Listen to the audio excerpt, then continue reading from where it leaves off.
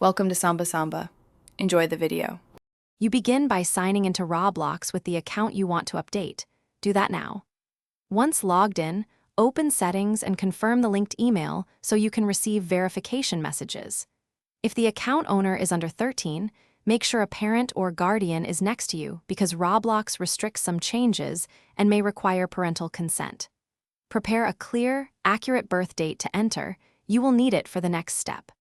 You now navigate to Account Settings, then Personal, and locate the birthday field. Change the month, day, and year if the field is editable. Make the correction carefully, because Roblox may lock certain edits to prevent fraud. Once you save, check your email for any confirmation prompts and complete them. That finalizes the change. If the birthday field is disabled, don't force anything. You will need to contact Roblox support, or you finish by confirming any email verification and logging out, then back in to ensure the new date stuck.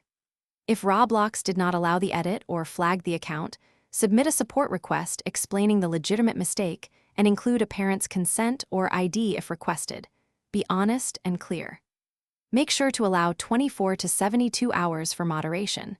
If nothing happens, follow up with the support ticket and check your spam folder for replies.